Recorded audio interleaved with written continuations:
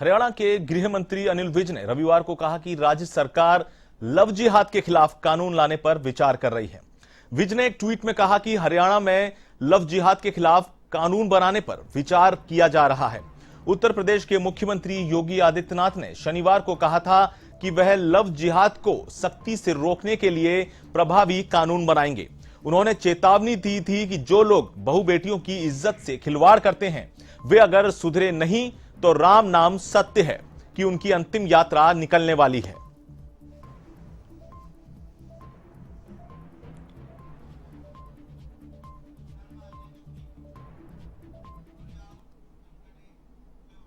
France के राष्ट्रपति Emmanuel Macron के बयान को लेकर दुनिया भर में मुस्लिमों का आक्रोश बढ़ रहा है। मध्य प्रदेश की राजधानी भोपाल के इकबाल मैदान में भी विधायक आरिफ मसूद के नेतृत्व में हजारों की संख्या में लोग एकत्र हुए और फ्रांस के राष्ट्रपति का कड़ा विरोध जताया, साथ ही उनसे माफी मांगने की अपील की। इस दौरान सोशल डिस्टेंसिंग के नियमों का जमकर उल्लंघन किया गया। पुलिस ने विधायक आरिफ मसूद समेत 2000 अज्ञात लोगों पर कोरोना गाइडलाइन का पालन न करने को लेकर केस भी दर्ज कर लिया है। विधायक आरिफ मसूद ने कहा कि फ्रांस के राष्ट्रपति ने भारत में रह रहे मुस्लिमों को आहत किया है, इसीलिए भारत के प्रधानमंत्री को यह निर्णय लेना चाहिए कि फ्रांस से अब हमें आयात निर्यात बंद कर देना चाहिए।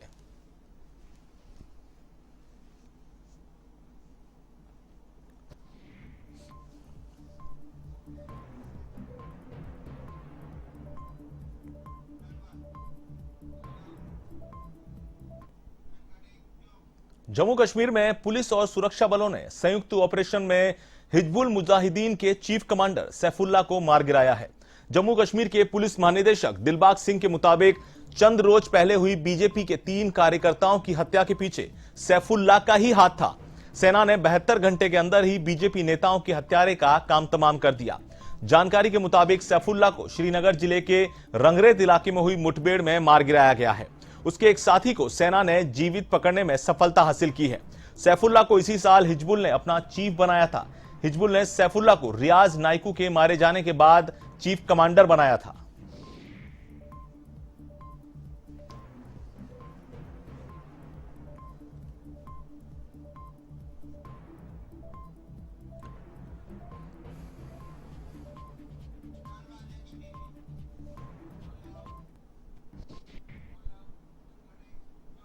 राजीव स्वरूप के रिटायरमेंट के बाद अब प्रदेश की ब्यूरोक्रेसी के नए मुखिया निरंजन आर्य बन गए हैं।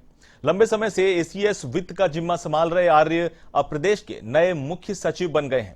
मुख्य सचिव बनने के बाद निरंजन आर्य के आवास पर सुबह से ही बधाइयां देने वालों का तांता लगा रहा, जिसके बाद उन्होंने सचिवालय जाकर पदभार ग्रहण किया, जहां उन्होंने कहा कि गुड गवर्नेंस उनकी पहली प्राथमिकता रहेगी। कोरोना काल में जिस तरह का आर्थिक प्रबंधन रहा है वो काबिले तारीफ है।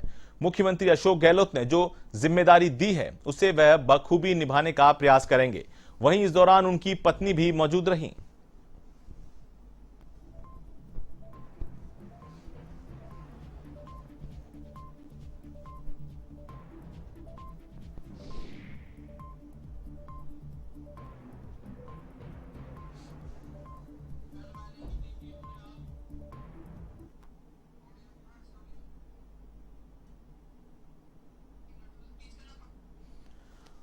तो अब ब्यूरोक्रेसी का जिम्मा जो है राजस्थान की ब्यूरोक्रेसी के मुखिया एसीएस वित्त का जिम्मा संभाल चुके निरंजन आर्य को मिल चुका है। अब वो मुख्य सचिव हैं और कहीं ना कहीं उनका जो अनुभव है और खासतौर पर जिस तरह से जो उनका लंबा अनुभव है वो भी इसमें काम आएगा और जो जिम्मेदारी उनको दी गई है वो उसको लेकर काफी आश्वस्त हैं।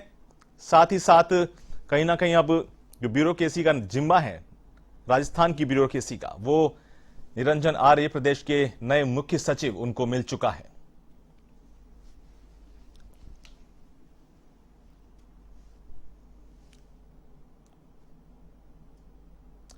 गहलोत सरकार के पूर्व कार्यकाल में वो सीएम के सचिव भी रह चुके हैं, वे वाणिज्यिक कर आयुक्त भी रह चुके हैं। तो बहुत सारी ऐसी जिम्मेदारियां हैं जिनको निरंजन आर्य ने पहले बखूबी तरीके से, बेहतर तरीके से संभाला है।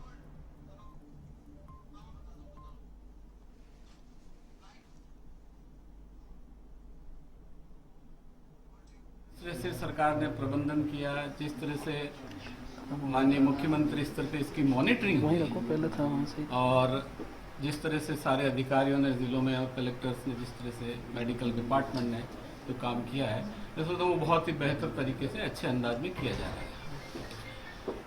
कोरोना अभी भी जिसका कहा जा सकता है कि पूर्ण रूपेण खत्म हुआ नहीं है, कोरोना का मिजाज क्या रहेगा क्या नहीं रहेगा अभी किसी को पता नहीं है, और इसलिए सरकार की प्राथमिकताओं में अव्वल अभी भी कोरोना का प्रबंधन एवं कोरोना की नियंत्रण की बात है।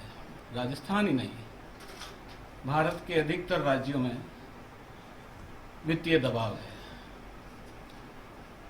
मार्च में पहला जैसे केस मिला और उसके बाद सारा अर्थव्यवस्था थोड़ी सी धीमी गति से बढ़ने लगी, जिसे कहना चाहिए कि लॉकडाउन हुए, सारी गतिविधियां बंद हुई, तो उससे राज्यों के आय के जो सृजन के साधन थे उस पर बहुत दबाव पड़ा। राज्यों के स्वयं के आय के साधन हैं, चाहे बिल्ली वो जीएसटी है, चाहे बिल्ली वो वैट है, ट्रांसपोर्ट है, एक्साइज है और स्टैंप एंड रजिस्ट्रेशन है, सब में एक तरह से प्रारंभिक रूप से काफी कमी आई थी।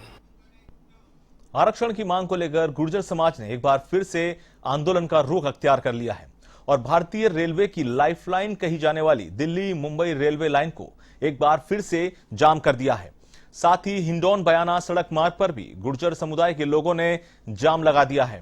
कारावारी गांव में स्थित गुर्जर शहीद स्थल पर पहले तो समाज के नेताओं द्वारा एक सभा को संबोधित किया गया और बाद में हिंडौन से सभा स्थल पहुंचे गुर्जर आरक्षण संघर्ष समिति के मुखिया कर्नल किरोड़ी सिंह बैसला ने समाज के लोगों से अनुशासन बनाए रखने की कई बार तो अपील की, लेकिन गुर्जर समाज के लोगों ने कर्नल किरोड़ी बैसला की अपील को पूरी तरह से अनसुना कर दिया और एक बार फिर से दिल्ली मुंबई रेलवे ट्रैक को जाम कर दिया।